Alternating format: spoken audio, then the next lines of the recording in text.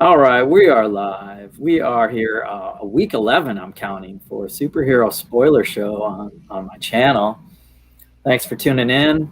Thanks to my panel for being here. I've got Bryce, Lego Train Guy, on my whatever screen. Next to him, Willie. Hola. Hola. Good afternoon to Larry Legend. And good morning to Agent Playwell. Hey, yo. Are you sure that's him? Yeah, we have a... Or is it? It's a scroll. Tune in next week. Are you wearing a power broker mask? What's going on? We had a lot of cool stuff, and I want to spend pretty much an hour talking about the Falcon and Winter Soldier. And like Willie said in the back room, I need to change the sign to say Captain America and the Winter Soldier. We got an official Captain America announcement, actually. Also, right after the show or a day later, they said they're going to do Captain America 4. It'll be Sam Wilson as Captain America. Mm-hmm. And I don't know much else about that other than the writer-director, Malcolm Spellman or something like that, will be back. What about the Russos? They going to be back? Were the Russos involved in this one? Are they? Yeah. Are they going to direct the fourth one? No, I mean this guy Spellman, I think his name. Oh, okay. I thought you said that he was writing it. Sorry. He was the director. I mean, it seems like the Feigeverse and the Russos, and they're drawing they're putting the larger picture together, so that we can get. I've got queued up here. Soft teases for Thunderbolts and Dark Avengers and Young Avengers. So the big picture is coming together. Spoiler alert for anyone watching a spoiler show, like I have to say it, we will be going deep. If you haven't figured it out by now. We will be going deep. Yeah, it says it right all over. I like it up top here now. Mostly the finale, season finale of the Falcon and the Winter Soldier. What'd you guys think, Willie? One world, one people. Hey, I loved it. I think it was pretty good. It was really good. I want to watch it from start to finish like a movie. That'd be cool, right? Yeah, it was very cinematic. I was trying to watch it on my lunch break, and I got a couple phone calls, and I'm like, "Damn it!" Pause. I pushed pause because I knew I'd be watching it again today or whatever and stuff. And it's very enjoyable though. So many moments. I've got a couple pages of notes. What did you think, Larry? We can. It's just so epic. I don't want to I like the timeline thing. I'll try to keep us topical, but I thoroughly enjoyed it. I mean, I thought there was a lot of great action, a lot of great superhero comic moments. The story I think was wrapped up very well. Not sure about the Sharon Carter thing. Yeah. I wish they'd call him Bucky now instead of Winter Soldier, because he dropped that whole thing. I mean, he's not the Winter Soldier anymore. Yeah, I mean, they're calling him Bucky, they're calling him Barnes. In the title, they're saying Winter Soldier. He finally fessed up and crossed all the names off his list and told the old man that he was the Winter Soldier and killed his boy. But it just really was. I thought they spent so much time in the first episode with that character. I thought it would be more developed in the end. Also, it was just I had no choice, and that was it. Yeah, it's like why. So, what do you know, Troy? Do you have a favorite scene or any positive, negative comments right off the bat? I got a little bit of everything. Kind of just to add what Larry was talking about, about Bucky.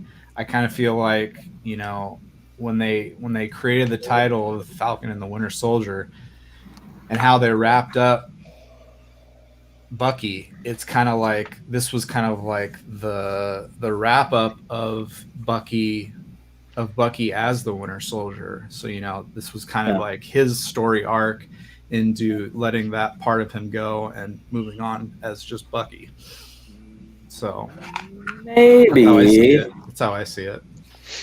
I mean, they give a little bit of redemption to John Walker, and they have kind of a team up and walk away together at the end. So I was upset about the whole John Walker thing because I found myself rooting for him at the end, and you're not supposed to. You know, the way you built him up, you feel like I'm not supposed to be on this guy's side.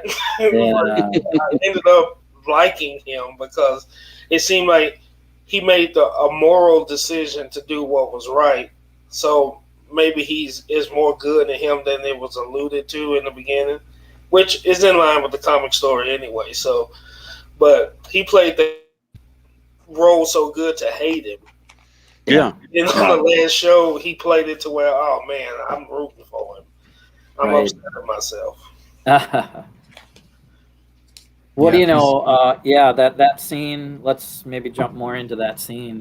He kind of, you know, shakes his head. And should I go after Carly or should I save this van going off the building? And he makes the right decision and tries to save the people. Mm-hmm. Of course, he's still underperforming. Right. The shield drops. Bucky's down below. Is he going to try to catch it? What's going to happen? And the Leg Smashers stop Walker from saving the van, and we get our superhero moment. Captain America comes in to save the day. Sam was looking epic. What did you think of the new suit and some of the action scenes, Bryce? I actually loved the new suit. I feel like it looked so much better than his old suit. I had no words for when I saw the scene. I had 0 words. I was just so surprised to see that happen. Speechless. It looked good. It looked comic book accurate, very red, white, and blue. Traditionally, even when he had the red and white, it was the white mask kind of part covering half his face. A little odd. I always thought that part, but his goggles, he had some night vision and some other perks built into the suit this time. He's got the wings, he's got the shield, he's got a lot going on. Yeah, nobody's tearing these wings off. Nope. These are vibranium wings. Yeah, I thought the costumes were just a highlight of the episode. Both U.S. Agent and Falcon. I mean, they were just spot on. They looked great. I loved all of the action shots where Falcon is using his wings in ways other than just flying. Like when he brings them around himself and shields himself, and he's got the shield above him and makes that little cocoon bubble. And then when he's fighting Carly and he digs him into the ground. It's just, I mean, the way he's using those in conjunction with using the shield, like when he flings the shield out the window and then flies down and grabs it, and I mean, just that was some good stuff. Good stuff. Yeah, that was a cool scene where he threw it out the window and he went and grabbed it. Mm-hmm. That was great. Yep. Lots of action shots that we can try to touch on as many as possible. I'm gonna say hi to BX Bricks. What's up, BX, in the chat? What's up, Jermaine? Hey, dude. Cool to have you on the show too. If you want to jump in, you've got the link. I think they're still working on their George? project. I think no. I don't want to call out BX and Iceberg. They got their commission work. They're teasing a little bit as they work together, and good luck to them. But I hope. I want to know why he called him angry bricks or whatever he did. So that's an angry man or something on Instagram. Yeah. Iceberg knows how to put some entertaining videos out as teasers and reels together. So yeah, he's at work watching. All right. Well, let's dive into some timeline stuff to break down everything we can possibly talk about. So in the beginning, basically, we have the GRC is on lockdown, and we get a scene where Bucky walks in, and the guards are just kind of letting him by. I guess he's got some pull, and a man in disguise pulls off like, hey, where are you going? And it happens to be Sharon Carter in disguise, a similar face. What do you call it? Yeah, it was the same tech that Natasha used in Civil War. That was a cool callback to that. Do you think that was original to the original story or a reshoot? Hard to say. I mean, my understanding is they had to change a lot of stuff, and I think that kind of makes me think that some of these scenes, like when Bucky goes back to tell the old man, maybe some of that stuff had to be edited down to fit in time, for time, and some of the other kind of disjointed things. Because you look at some of the edit cuts when people are talking, but they're not on screen, like they're filling that in to, fix what they needed to do.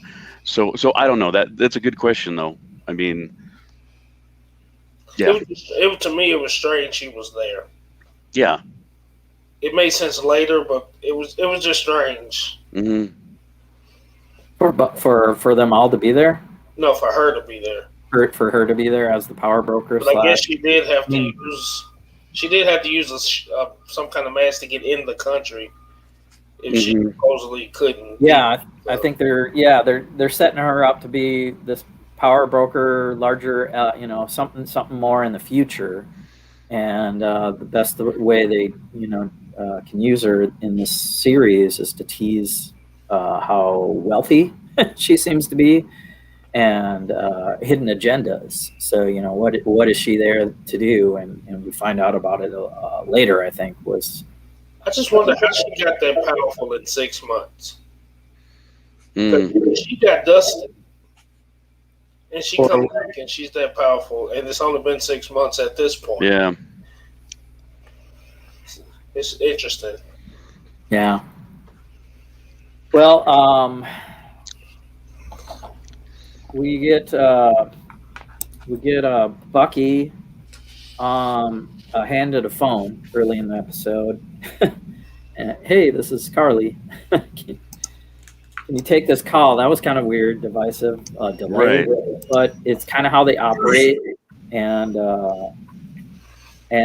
but it does kind of pay off at the end when they use the phone again to use the app to call the Flag Smashers and tease them, try to trick them into coming out and arresting them. I'm pretty getting sure rounded up before they got blown up. Yeah. So that was the blow up scene at the end. Yeah, that was a little dark and sudden and without explanation. Kind of like real quick, like, yeah, we're gonna arrest you guys what? and put you on the raft, and then we're thinking raft, right, and thunderbolts and stuff, and then it's like, oh, the butler comes in and Baron Zemo's butler comes in and destroys the last of the super soldiers. I'm thinking Carly probably survived though. I don't know.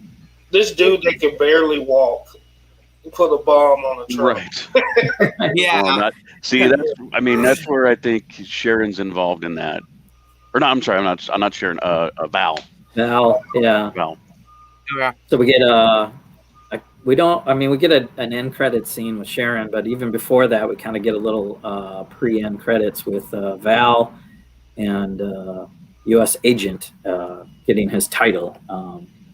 And she teases a nice line about, it couldn't have worked out better if I planned it myself. Right. About them exploding. So it'll be interesting if they're trying to write her into a role like she's a dark Nick Fury. Yeah. But she did say with what's coming, we're not going to need a Captain America. So, what does she know is coming, or what's coming, or what is she alluding to? Well, I guess what I'm trying to allude to is what did Nick Fury do? He assembled the Avengers, Right.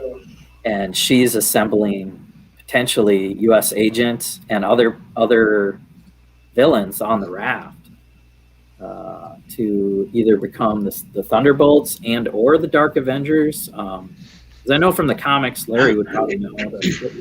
I believe the Thunderbolts comic just changed the title to Dark Avengers. So I don't know how separate those teams are. I don't know. It's a little after I kind of stopped reading a lot.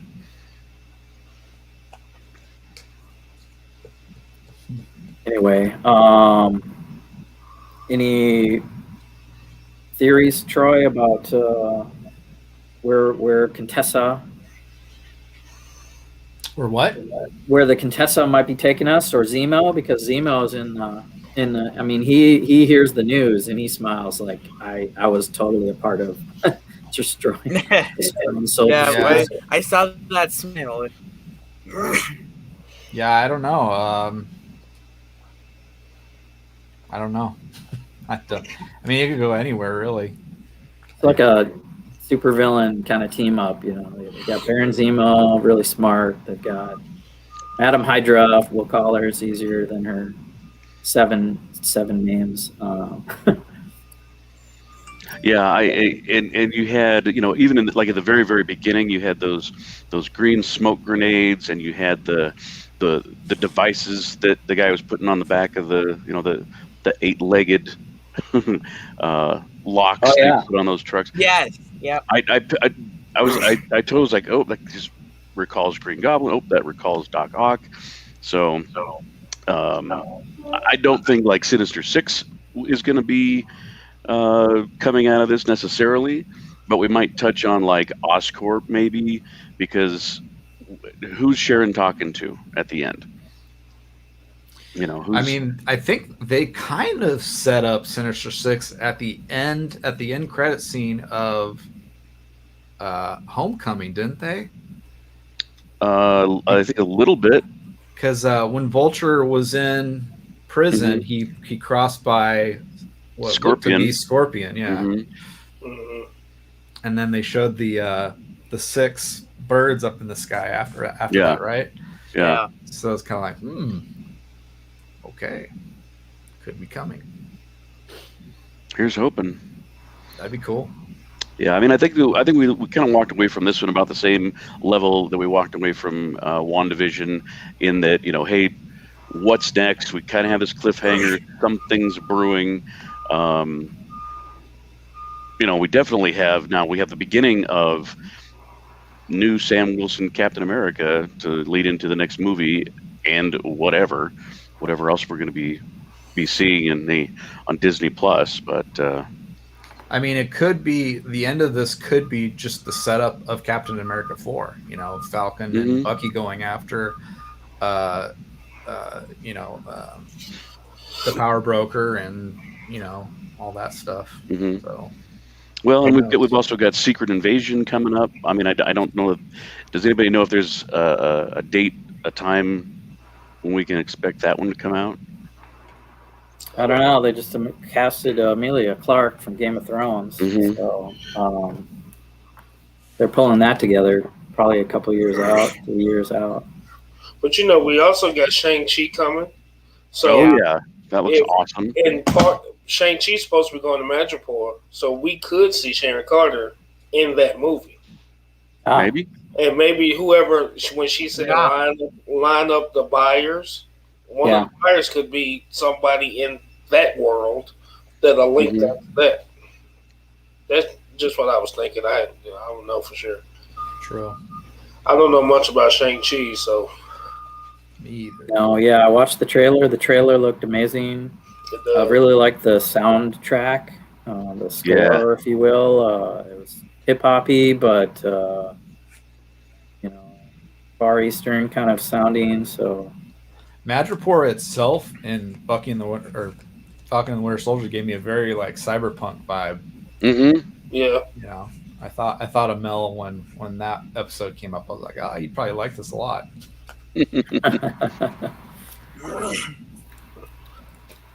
Yeah. All right. Well, let's see. So, scene-wise, we've got Batrock a few times in the movie. He is just along to kill the Falcon for some reason. Yeah.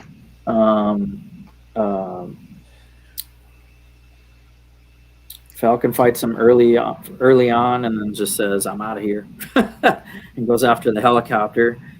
And that was a neat scene where he uses Red Wing and the new tech with Red Wing to identify a pilot on the helicopter. Yeah.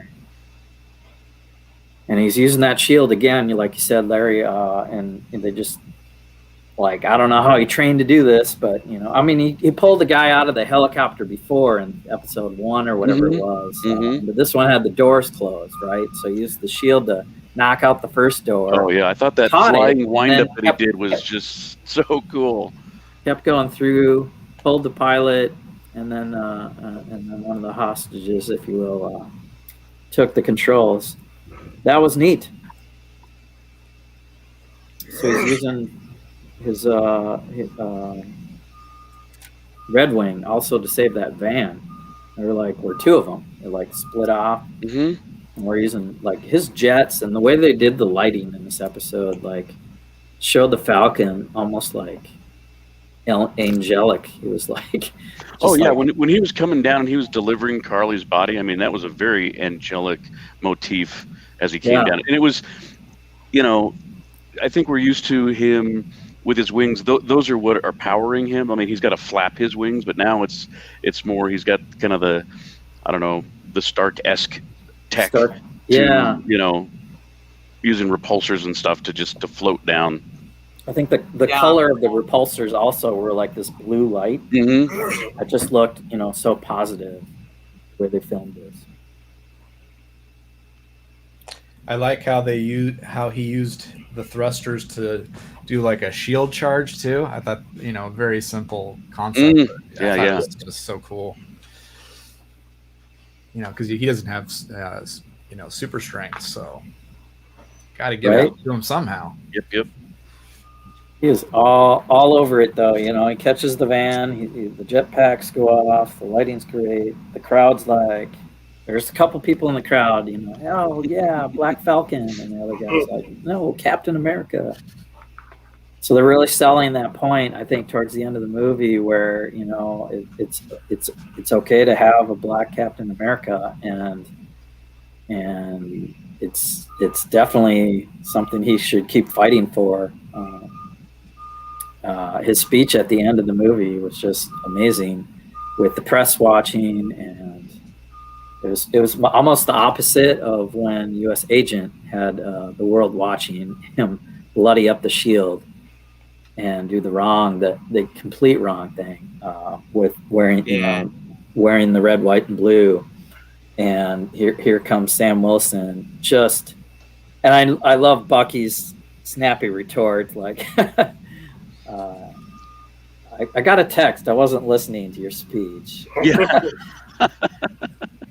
Their chemistry is so amazing. I don't know.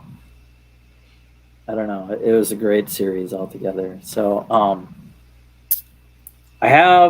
his speech, we got to talk about it a little bit more. I've got some notes. They call him, let's see. So that, it's first, he starts with, you got to stop calling them terrorists.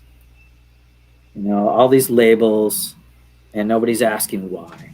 Mm-hmm. I think that was so to the point. The winner of the wars tells the history, right, and the story. So these labels, you're gonna, they're calling you terrorists, you're calling them terrorists. But we're all in a common struggle, and he really calls out these government officials to step up, right, and do better. Like literally calls them out to use their power that they have. With a phone call, they could stop hunger in certain areas and all these great things. But they're not, they're just appeasing their peers and the other, government, not the people. Like he calls out for, like when you're making these decisions, why aren't you involving people, the people that are actually affected by those decisions? We used to say that on different jobs all the time. The people that's making the rules are the people that's sitting in the office, but the people on the floor, those rules make no sense. Mhm. Or these policies or something. So I mean, that was a real world, Definitely. Complaint. I work in civil engineering, and I know the best engineers are ones that came up the ladder from boots on the ground, testing concrete, and learning all the things that actually get things done, instead of going straight from college to signing reports. Mhm. So I'm doing my best to do Sam's speech and hit all the bright spots about him being a black man carrying the stars and stripes, and he's got no super serum, he's got no blonde hair, he's got no blue eyes, but he's and people are listening, like the whole world's watching. They cut to a few people and they cut to Torres real quick, but I like that they did that. He had like a soldering kit, he was fixing the wings that were left with him, so they're teasing a new Falcon. But yeah, his speech goes on and on, about you don't want to see Carly 2.0, and he really understood her cause and the cause between the flag smashers, or the one world, one people message. It's just how you're trying to get change to happen. Yeah, when he made the point of whatever you're doing now is not working, and this small group of people overthrew the most powerful governments in the world, and they got this far. Yeah. So if these people can do it, anybody can do it. So something's got to change. Right. Yeah. They describe their power to the equivalence of an insane god, meaning Thanos, and a misguided teenager who developed an app and kept all these people running this course. So just amazing, positive thoughts and messages from that speech, and couldn't have said it better. I don't know how how these people write this stuff. It's just amazing, and culturally, the real world significance right now. So, do we know how much time has passed from the ending of the series to when everybody came back from the snap? I want to say 8 months. I believe early when we were talking about the series, WandaVision was about 4 months, maybe after 4 to 6 months after, and then Black. I'll say Black Falcon. Falcon. I'm really I'm really on the positive side of these things, and I want to talk about Isaiah Bradley too. And that message hit home. I love all the superhero stuff, but like the real world messages are really hitting home. So I forgot your question. I was not expecting that. I was not expecting the Isaiah Bradley thing. That was great that they included that. Right. So I guess let me talk us through that scene. Sam goes back and he sees Eli, and they're setting up Young Avengers again.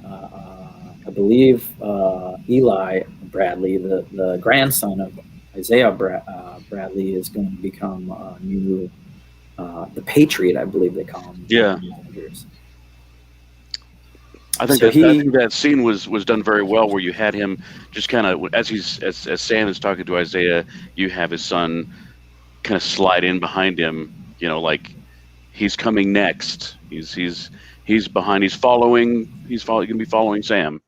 I think that was just intentionally done very well. Yeah. I don't even know where to start with.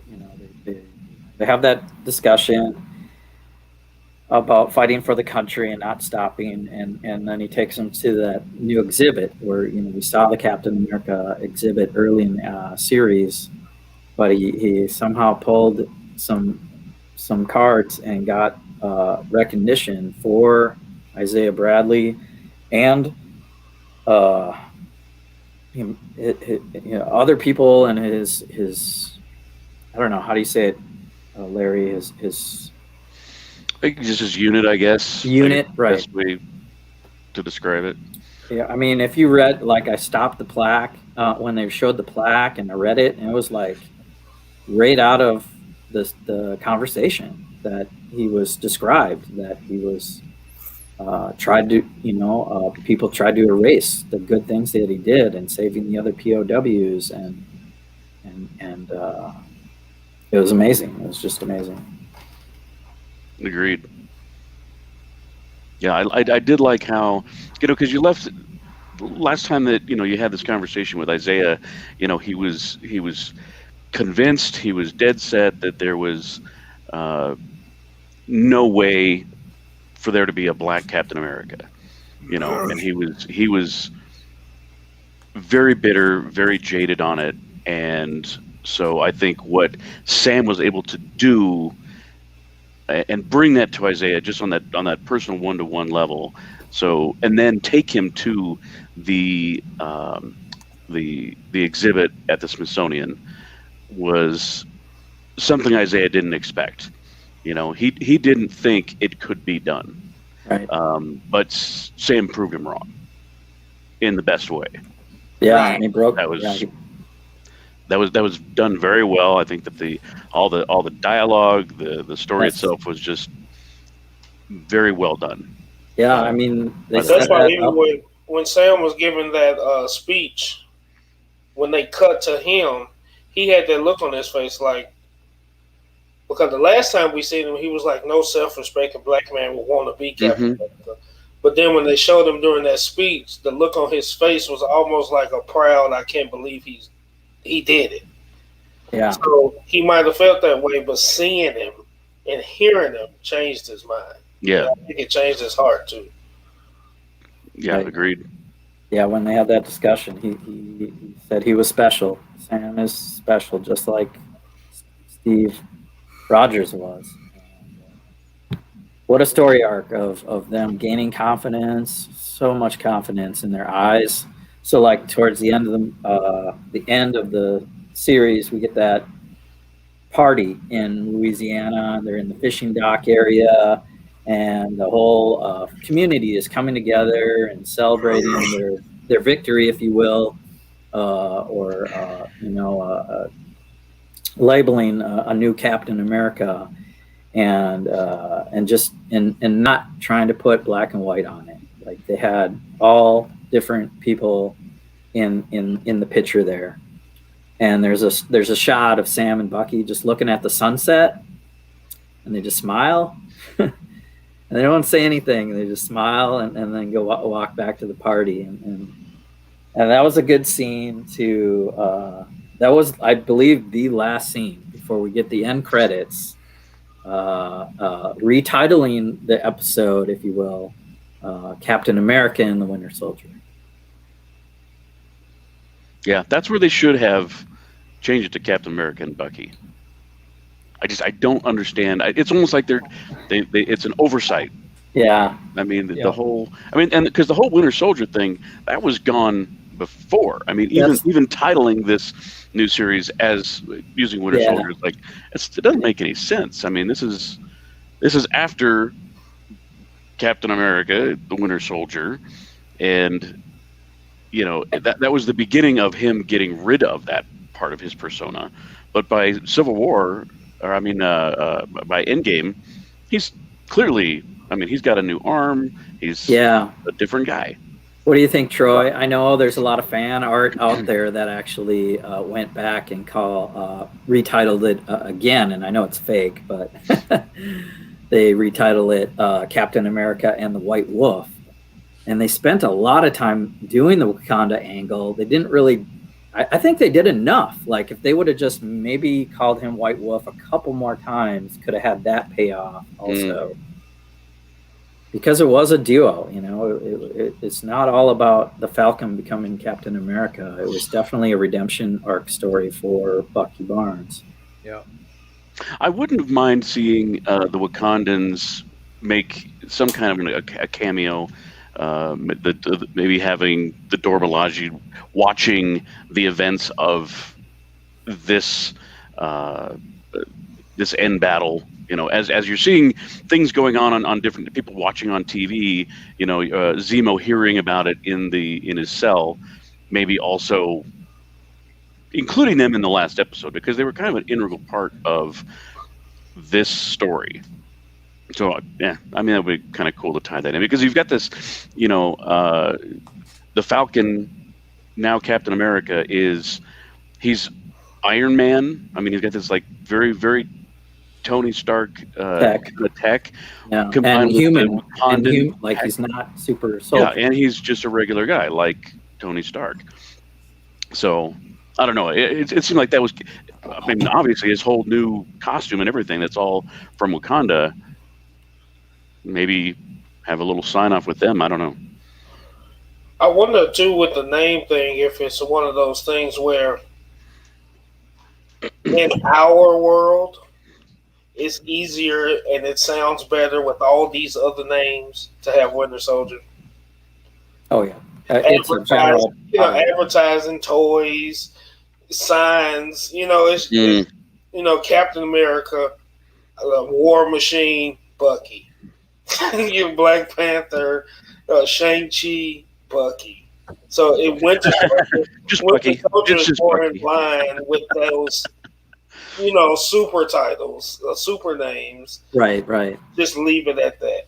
Right. Well, that's why I say it again.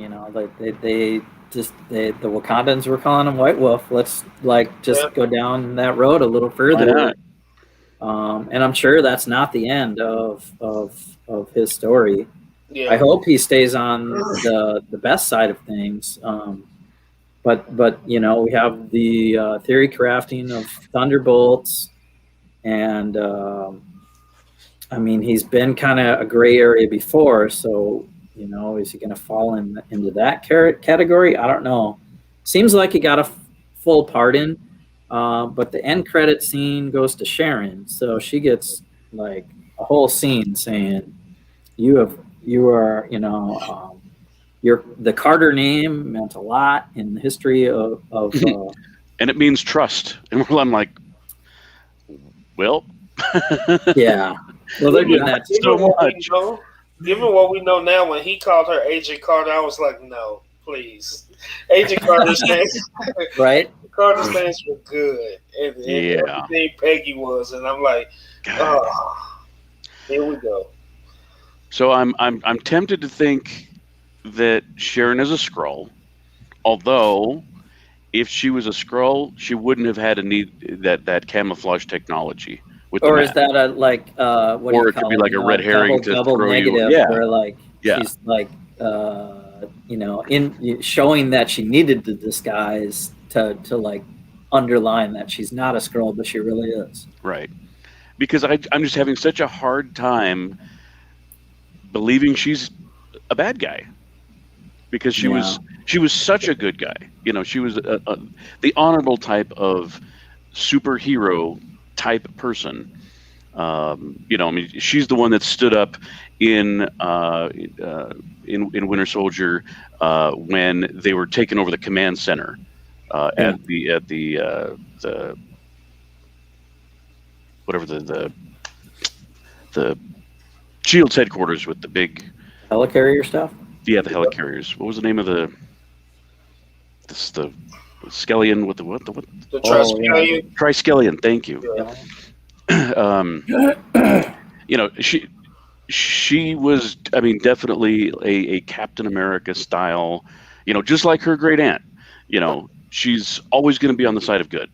Yeah. So for her to do this with no explanation, no traumatic event, no, you know, catalyst for her to decide, you know, the hell with working for the good guys. I'm just wondering if she's a Skrull, and if she's locked up somewhere and some Skrull's taken her place. But how much time has went by from that movie to now?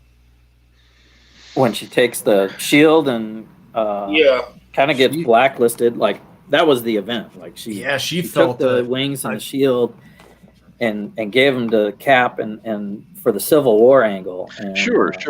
So But it's still like she's willing to break the rules because she knows the true good guys. You know. But so look, why where is she look now, where that got her, though. You know, she felt betrayed by her own government when she was trying to do the right thing. Well, and everyone did that when they found Shield had been infiltrated, and then all the Shield and Hydra secrets went out.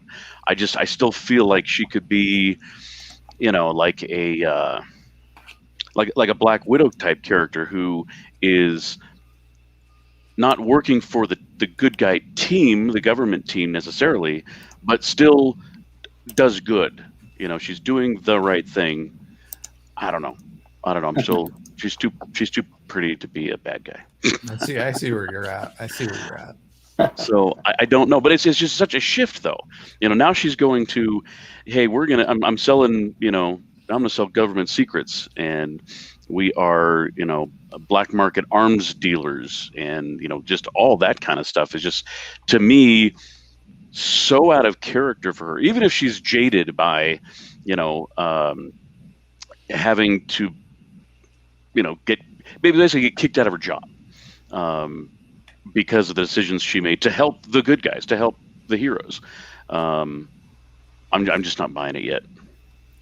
Well, let's say that she is a Skrull. What benefits would the Skrulls have to having all of that access? Well, because if we're doing, you know, if they're going to be doing Secret Invasion, you're going to have an evil faction of Skrulls. Yeah. So I think because we've been introduced to the Skrulls as being good guys, which is very different from the comics. So there's still the bad guy Skrulls that we've come to know and hate over the years in the comics. I'm just thinking there's got to be a bad faction of Skrulls. Because again, if they're going to do Secret Invasion, and, you know, depending on how they're going to, or how closely they're going to stick to canon in the comics, is going to leave that up for interpretation as far as how you can have good and bad Skrulls, because that wasn't really part of that story arc necessarily. But they can tie it in, and they can like they're doing with you know, Endgame and the Infinity War story, how it was very similar to the comic, but you know, they took their own liberties to make it a new story and cinemify it, I guess. And if you're gonna have an invasion, you would think there'd be people on the inside of all the major world governments. She could be that one, and then she could get some others in, and she would know all the secrets and and have all the prototypes and stuff, and she could sell them to her other buyers. Could be other Skrulls, and then, you know, make them powerful enough to where they try to take over the world or something. Right, because I mean, the whole premise of that was that, you know, the Skrulls are coming in and they are replacing heroes, you know, but in this case, it's also going to be, you know, people in government, people in power, Agent Carter. I don't know. That's where I'm done with my theories on these dang shows because I've never been right, so I give up. Well, somebody was right about the power broker. Who said that? I think That was maybe Jesse. It was Jesse. I think Doc might have mentioned it, and I was like, Doc. yes. Oh yeah, Doc. I was like definitely- 100. I was like called him out. 100%. Nope. As soon as somebody mentioned that, I was like 100% on board. And I like the scroll angle. I'll agree with that. Also, I think that the scroll angle with the power broker and how flip flopped Sharon Carter has changed. Even the male female misdirection is kind of a scroll thing because they could just be whatever. Yeah. And I like that we got to be getting hints this soon for stuff like that. Well, and if you noticed, Sharon never confirmed that she was the power broker. Right. Batroc said, "So you're the power broker." No, I mean she never confirmed except by killing him. Carly was up, she confronted Carly at gunpoint and said, you should come back to work with me." Mm-hmm. I mean, she didn't say the name, but it would imply that she was the power broker. And then I think it was intentionally. You hired Batroc to spy on me.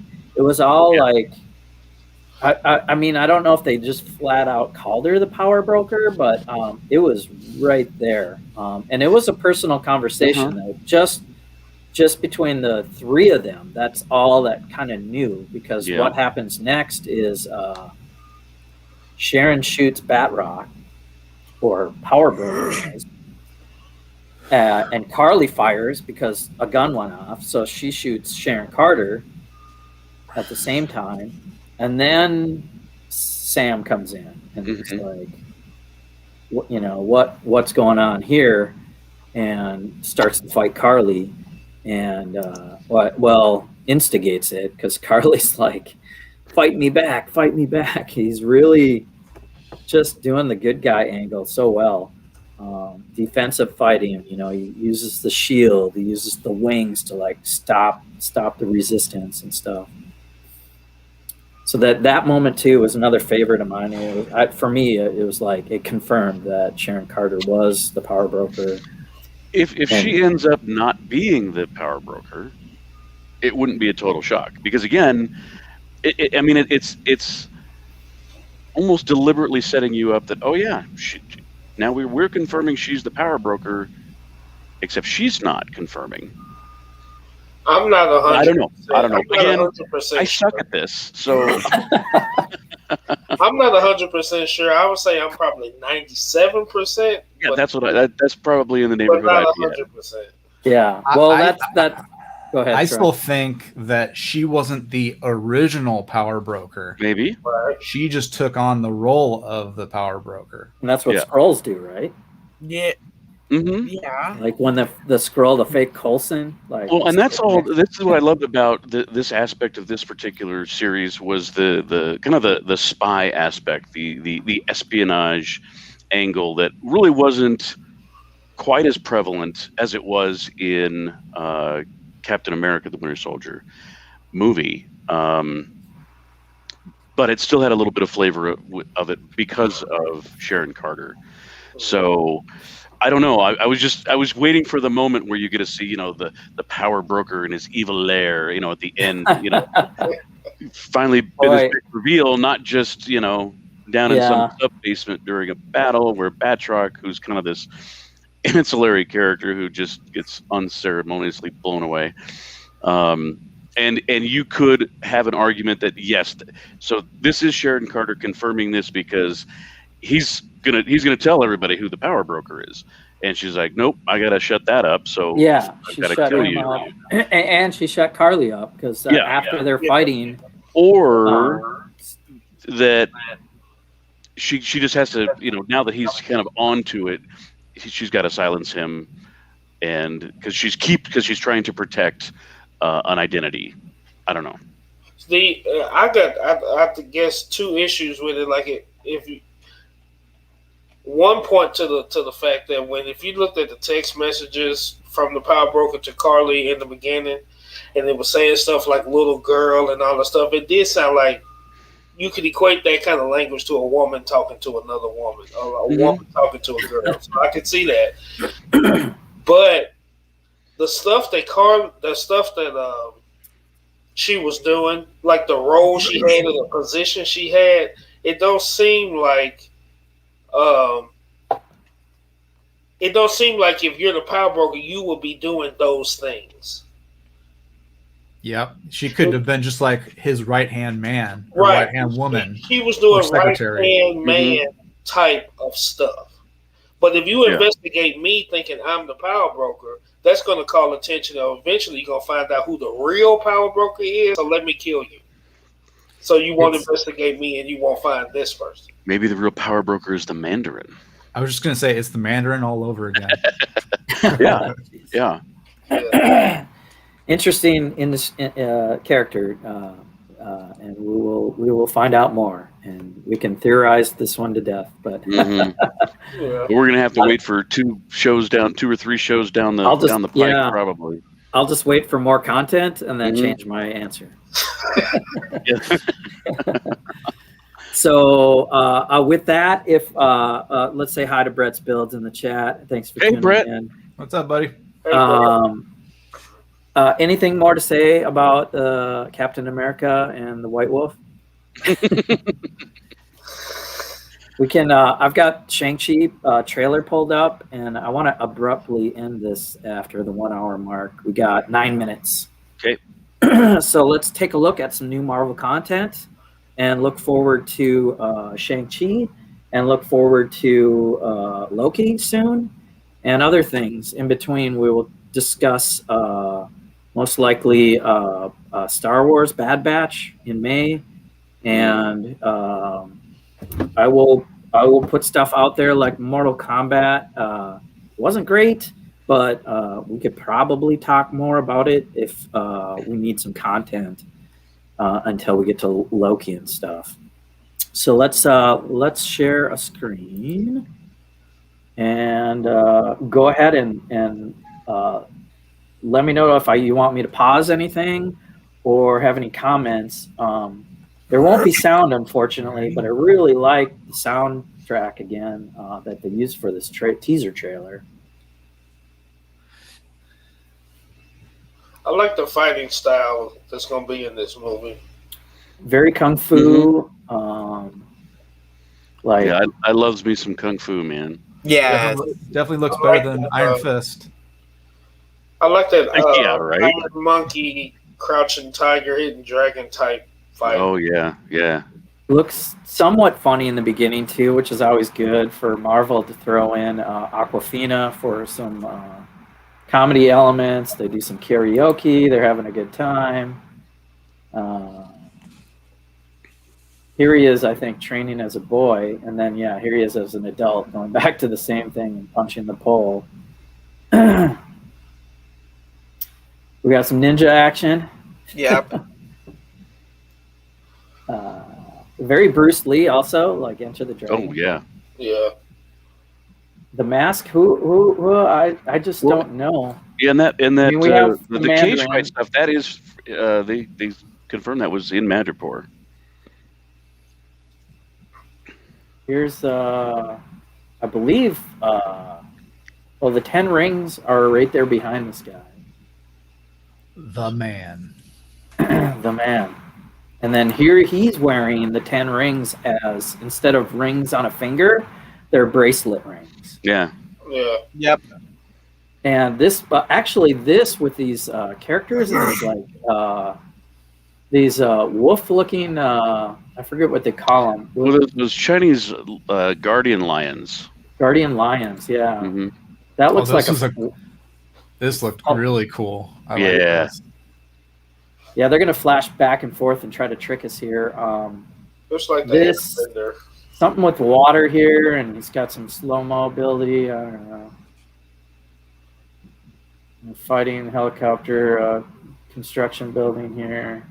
We get back to some of this Crouching Tiger, Hidden Dragon stuff. Yeah, that's totally. I can't wait to see more. Like, I hope they do more like backstory. This has got to be like hundreds of years ago. Here's those like Japanese lions again. Yeah. Yeah. Well, my understanding of the story, so all this old stuff is with his father, and his father's somewhat of an immortal type guy, is my understanding, and that's his sister. Okay. This guy with the blade. Razor Fist, is that what it's called? Uh huh. Taser face. Oh, dude. I wanted to call Taser face. It's metaphorical. The fight watched scene on the bus was awesome. That was good. Shang-Chi. So we got Shang-Chi. We got the 10 Rings, the legend. So yeah, we'll hear Legend of more. Ten Rings. Okay. We'll see more. I believe some good backstory. I believe for the the legend of these 10 rings and what power they might give the wearer when you have all 10. Yeah, hopefully it's more about the legend instead of just like what Black Panther did and kind of just gave us a short little synopsis of it at the very beginning. I'd like to see like a good portion of the movie be the whole part of it. I think they will. Culturally, they're selling to a different audience, but trying to make it mainstream. So it looks like there's some Bruce Lee call outs and Crouching Tiger kind of stuff. But I hope the mainstream kind of does break in, because if they could add a Black Panther or a Thor, or because culturally, if they're showing something from decades ago, a Thor could still pop in, or something pre-Avengers, would be really cool. Is anyone getting the Shang-Chi sets that Lego is releasing? I thought those looked kind of cool. I might get one just to see. I might get them for some minifigs, but yeah. Yeah. Yeah, probably just the figs. Yeah. Because I don't think it will fit anything that I really build. Don't have. Let's see. I'll pull something up here. So is the dragon in the trailer actually Fing Fang Foom or no? Right? Good question. I was just gonna ask about the dragon. Yeah. That's a terrible picture. What's going on? Because that in Looks like the there's Lego 3 set sets, though. it doesn't look like him. But No, I think it would be green if it was Fing Fang. yeah, more green. This says Battle of Ancient Village. I might get that set. That looks like a cool Death set. Dealer is the name of the masked person here. Oh yeah. Some sort of beetle or something here. It's a snitch. And then there's a car set. Is this showing up all right? Okay, enough. With Razor Fist. Yeah. Yeah, we get a couple characters and a motorcycle and a car. I just can't wait to see how they fit this character into the main MCU. Because this is so different. It's so different, and it's so special, by itself, that I can't wait to see how's this character going to be standing next to Captain America or Thor or somebody. What situation will you be okay fighting along us? So can't wait. All right, so yeah. The last shot was the cast, and that is July 9th this year. When's Black Widow coming out? July 9th? No one's Black Widow coming out. Oh, sorry, Black Widow. I have to look. Was it May 13th or something? Yeah, somewhere around there. Well, that's good. We're going to need something to talk about between now and Loki. I'll look it up real quick. Release date. It's changed so much. I just You got really 50 want to see. I'm going to buy it, whatever premiere package, just so it's the longest, not most anticipated, just like the most delayed production other than the New Mutants. I was going to say since the New Mutants, yeah. I don't know what this So says. old by the time that movie came out. I know, right? May 7th? Okay. Wow, that's right around the corner. Yeah, that is. See if I can pull up a lineup here, and then we got to end the stream. So next Friday. Wow, that's soon. Yeah. Yeah. Know what I'm doing next weekend? But you had to play extra to see that, right? I don't know. I don't have to find out from. So I've got a niece that is she's like a district manager for some theaters, and she was talking about how I think her movie company, and I think she works for Regal. They weren't going to show any movies that were being simulcast on a live streaming service. So I don't know if her theater's going to be playing it or not. And I don't know. I don't remember if Black Widow was going to be coming out simultaneously on May 7th, Black Widow. Shang-Chi, July. And then Eternals we still got to look forward to. And Spider-Man, of course. Along with Suicide Squad and the Batman. And Black Adam on the DC world. So all kinds of stuff out there. That's all I know. Thanks for being here, guys. It's 101. Thanks, chat, for chatting up a couple of things. Thanks, anyone watching later. Don't forget to subscribe so you know what we're talking about from week to week. The time change might move around for me. I'll let the panel know. Thanks for being here. Lego Train Guy, Willie, Larry Legend, Agent Playwell. Look for these guys on Instagram. Follow Agents of Mock, Larry Legend, Tennessee New Brick, Lego Train Guy, myself, Jesse's Brick Galaxy. Until we have more content, take care, be creative, and have a great weekend. All right, guys. See you guys. See ya. See ya.